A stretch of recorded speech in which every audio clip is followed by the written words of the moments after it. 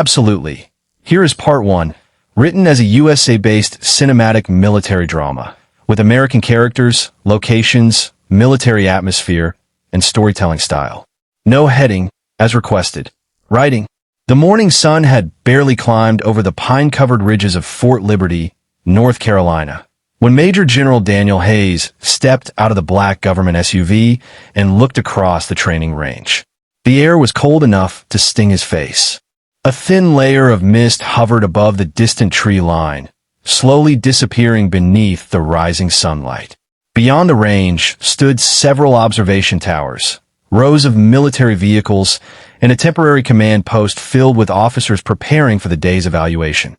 General Hayes adjusted the sleeves of his uniform and began walking toward the firing line. He had spent 31 years in the United States Army. He had served in deserts where the temperature climbed above 100 degrees before breakfast. He had flown into combat zones under blackout conditions. He had commanded infantry units, special operations teams, and entire brigades. Over the years, Hayes had learned one simple rule. Never be impressed by what someone claimed they could do.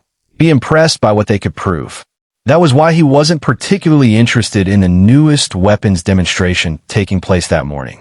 The briefing had called it an advanced long-range precision evaluation. Hayes had seen dozens of them. There would be rifles, optics, ballistic computers, spotters, wind calculations, and soldiers competing to hit targets at extreme distances. Impressive, perhaps, but not unusual. As he walked closer to the range, an Army captain hurried toward him. "General Hayes, sir." Hayes stopped. "Captain, Colonel Mason is waiting for you at the observation point. I'll be there in a minute." The captain hesitated. "Sir." Hayes raised an eyebrow. "There's something you should probably know before you get there." "What?" "The sniper team from the Western Training Unit arrived last night." Hayes nodded. "That's what this evaluation is for." "No, sir. I mean the sniper." Hayes looked at him. "The sniper?" "Yes, sir." "What about her?" The captain swallowed. "She's unusual." Hayes almost smiled. "That's what everyone says about their best soldier." "I'm serious, sir." "So am I." The captain lowered his voice. "Her name is Staff Sergeant Emily Carter." Hayes waited. "She's 29. Came up through the Army marksmanship program. She's been attached to several advanced training units." "Good for her. And she holds the longest confirmed engagement record in the unit." Hayes's expression remained unchanged. "How long?" The captain looked toward the range. 3,200 meters. Hayes stopped walking. For the first time that morning, the general's attention was fully engaged. "Confirmed." "Yes, sir." "With what weapon?" The captain paused. "Barrett .50. Hayes slowly turned his head. At the far end of the firing line sat a large black rifle mounted on a precision platform. A Barrett M82A1. The rifle looked enormous, even from a distance. But Hayes wasn't looking at the weapon. He was looking at the soldier standing beside it. She was alone. No group of officers around her. No photographers. No cheering soldiers. Just a woman in an army uniform standing beside a heavy rifle case with her hands behind her back. Her dark brown hair was pulled tightly into a regulation bun. Her face was calm. Almost too calm. Hayes watched as she glanced toward the distant ridgeline. Then she looked down at her watch. She didn't seem nervous. She didn't seem excited. She looked bored. Hayes walked toward her. As he approached, several soldiers noticed him and immediately straightened. "General on the range." Everyone moved. Everyone except Staff Sergeant Carter. She remained beside the rifle. Hayes continued walking. He passed her without stopping. Then something caught his eye. A small metal badge attached to the left side of her equipment case. He took 2 more steps. Stopped. Turned around. Looked again. The badge displayed a number. 3,200 meters. Hayes stared at it. For several seconds, nobody spoke. The captain behind him almost held his breath. Hayes slowly looked at the woman. "Staff Sergeant." Carter turned. "Sir, is that yours?" She glanced at the badge. "Yes, sir." Hayes looked back at it. 3,200 meters? "Yes, sir." "That's a long way." "Yes, sir." Hayes studied her face. There was no pride in her voice. No attempt to impress him. Just an answer. "Who gave you that badge?" "The training command, sir." And they verified the shot? 3 separate teams. Hayes nodded slowly. Interesting. Carter said nothing. Hayes looked at the Barrett again. You used this? Yes, sir. At 3,200 meters. Yes, sir. The general stared at her for another moment. Then he noticed something else. Her rifle wasn't decorated. No custom paint. No stickers. No dramatic engraving. It was scratched and worn from years of use. The stock had several small marks. The metal showed signs of hard field conditions. This wasn't a ceremonial weapon. It had been used. Hayes folded his arms. How many rounds? Carter answered immediately. Enough. The captain behind him almost smiled. Hayes did not. That's not a number, Staff Sergeant. No, sir. So give me one. Carter looked at the rifle. More than I can count. Hayes finally smiled. It was the first time. You know, most soldiers get nervous when a general starts asking questions. I'm aware, sir. And you're not.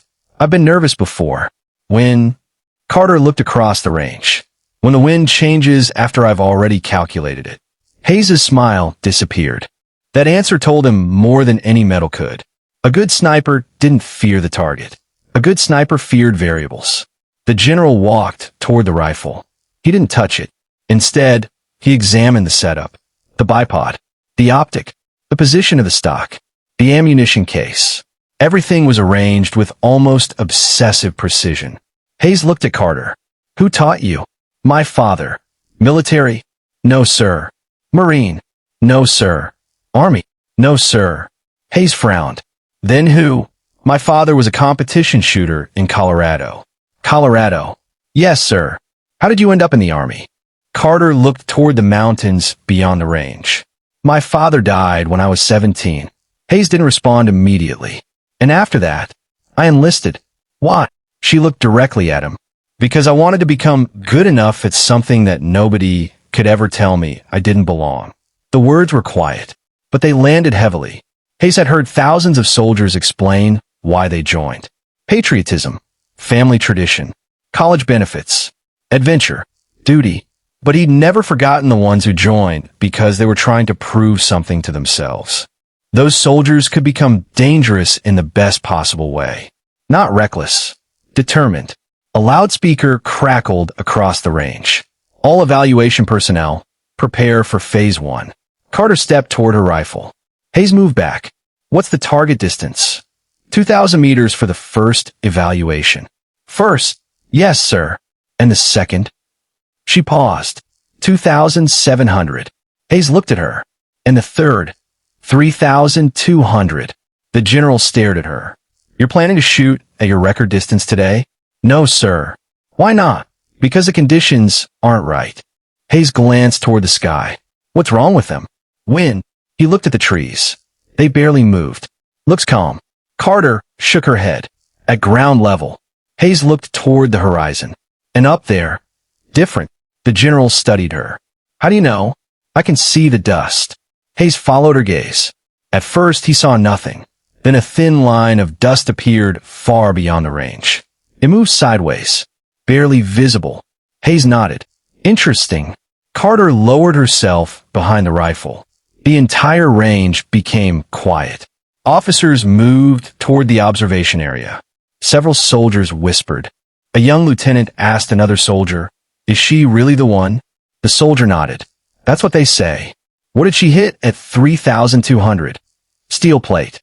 "How big?" "Smaller than you think." The lieutenant stared at Carter. "That's insane." The other soldier shrugged. "She doesn't think so." The first shot was ready. Carter settled behind the optic. Her breathing slowed. The world around her seemed to disappear. She wasn't thinking about the general. She wasn't thinking about the officers. She wasn't thinking about her record. She was calculating. Distance, temperature, pressure, wind, angle, elevation. The rifle remained completely still. The range officer raised his hand. "Ready." Carter didn't move. "Fire." The Barrett roared. The sound exploded across the training ground. Several soldiers flinched despite knowing the shot was coming. Hayes didn't. He watched the distant target. 3 seconds passed. 4. Then a sharp metallic clang echoed back. The target moved. The observation team erupted into quiet excitement. Impact. Hayes looked at Carter. She had already lifted her head. No es mal. No celebración. She simply checked her notes. Hayes approached. Nice shot. Thank you, sir. You knew you had it? Yes, sir. Ow! The wind. Hayes shook his head. You're gonna make me start believing snipers are psychic. Carter almost smiled. Only the bad ones, sir. A few soldiers nearby laughed. Hayes looked at her carefully. For the first time, he saw the person beneath the uniform. She wasn't arrogant. She wasn't trying to be special. She simply knew exactly what she could do. The next evaluation began. 2,700 meters. This time, the wind was stronger. The range officers made adjustments. Carter refused one. Too much. The ballistic officer looked at her. Staff Sergeant, the computer recommends. I know. He hesitated. Then why are you not using the recommendation? Because the computer isn't standing here. The officer looked confused. Carter pointed toward the distant ridge. The wind is changing. The officer checked his instruments. It's steady. Not at the target. The officer looked at Hayes. The general nodded. Let her calculate. Carter settled behind the rifle again. She took a breath. Held it. Released it. Then fired. The Barrett thundered. Everyone watched. The target remained still. 1 second. 2. 3. Then, clang. The impact echoed through the valley. The observation tower erupted with cheers. Carter simply moved away from the rifle. Hayes watched her. How many times have you done that? She looked at him. Not enough. The general laughed. That's the answer of someone who intends to keep getting better. Yes, sir. Then an army colonel approached Hayes. General, there's something you need to see. Hayes followed him toward the command tent. Inside, a large monitor displayed Carter's previous performance records. Hayes studied the numbers. Her scores were extraordinary. Not because she was perfect, because she was consistent. She had completed difficult shots under conditions where other experienced marksmen had refused to attempt them. But one line caught his attention. Hayes pointed at it. What happened here? The colonel's expression changed. That was last year. She missed. Yes, sir. At what distance? 3,100 meters. Hayes looked at him. What? We don't know. Hayes looked toward Carter through the tent opening. She was standing beside the rifle. She knows. The colonel hesitated. Sir. She knows why she missed. The colonel nodded slowly. She said the same thing. What did she say? She said she rushed. Hayes looked back at the screen. Rushed? By half a second. The general was silent. Half a second. At that distance, half a second could mean everything. Hayes stepped outside. Carter was packing her equipment. Staff Sergeant. She turned. Sir. Why did you miss last year? I told them. I want to hear it from you. She paused. I thought I had to prove I could do it. And I stopped trusting the process. Hayes nodded. That was the answer he wanted. Not an excuse. Not bad luck. Accountability. Then the range officer approached. General, we're ready for the final evaluation. Hayes looked at Carter. 3,200? Yes, sir. The general glanced toward the distant target. Let's see what happens. Carter didn't answer. She opened her rifle case. The range suddenly felt different. Even the soldiers who had been joking earlier were silent. The target was barely visible. 3,200 meters. More than 2 miles. Beyond the normal range of most weapons. Carter lay behind the rifle. Her spotter positioned himself beside her. The wind began to shift. She waited. 5 minutes. 10. The general checked his watch. Then Carter whispered something. Her spotter nodded. The range officer asked, Ready? Carter didn't respond. She was watching a ridge.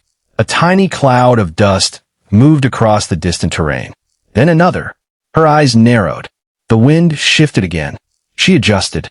The general watched from behind the observation barrier. This wasn't just another firing test anymore. He realized something. The badge on her equipment case wasn't what had impressed him. It was what had happened after she earned it. She had failed once. She had admitted it. She had learned from it. And now she was standing at the same distance where she had once made a mistake. The range officer raised his hand. Ready. Carter exhaled. The entire range became silent. Fire. The Barrett exploded. The recoil drove backward. Smoke briefly surrounded the rifle. The bullet disappeared into the distance. Nobody moved. 1 second. 2. 3. 4. 5, 6. Then, nothing. The target remained still. The soldiers looked at each other. Hayes's expression hardened. The young lieutenant whispered, "Did she miss?" Carter remained motionless. Her spotter looked through his optic. Then suddenly he shouted, "Impact!" The target swung violently. The range erupted. Soldiers cheered. Someone slapped the observation tower railing. The colonel beside Hayes laughed in disbelief. But Hayes didn't celebrate immediately. He watched Carter. She slowly lifted her head. For the first time that morning, she smiled. A small smile, barely visible. The general walked toward her. Carter stood. "Congratulations, Staff Sergeant." "Thank you, sir." Hayes looked at the rifle, then at the badge, then back at her. 3,200 meters. "Yes, sir." He nodded. "Now I understand why they told me about you." Carter waited. Hayes lowered his voice. "But I also understand something else." "What, sir?" "That badge isn't the most impressive thing about you." Carter looked surprised. Hayes continued. "Your ability to miss, admit why, and come back better. That's what makes a soldier dangerous." She looked down for a moment. "Thank you, sir." The general turned to leave. Then he stopped. "Staff Sergeant Carter." "Sir." He looked over his shoulder. "Pack your gear." She frowned. "Sir, you're coming with me." "Where?" Hayes smiled. "Pentagon." Carter stared at him. "Sir, we've got a problem." "What kind of problem?" Hayes looked toward the distant target. "The Army has been looking for someone with your particular combination of patience, precision, and judgment." He paused. "And apparently, we've been looking in all the wrong places." Carter said nothing. Hayes continued walking. But before he reached the command vehicle, his phone rang. He answered. "Hayes." His expression changed almost immediately. He turned away from everyone. "Say that again." The soldiers watched. The general's jaw tightened. "How many?" A pause. "Understood." He ended the call. For several seconds, he stared toward the horizon. Then he turned back toward Carter. "Staff Sergeant." "Sir." "Forget the Pentagon." She looked confused. "What's happening?" Hayes walked back toward her. "Your evaluation just became a real-world mission." Carter's expression hardened. "Where?" The general looked at the officers around him, then at the distant mountains. "Somewhere the United States doesn't officially have soldiers." Carter stared at him. Hayes lowered his voice. "And whoever is waiting for us out there already knows your name."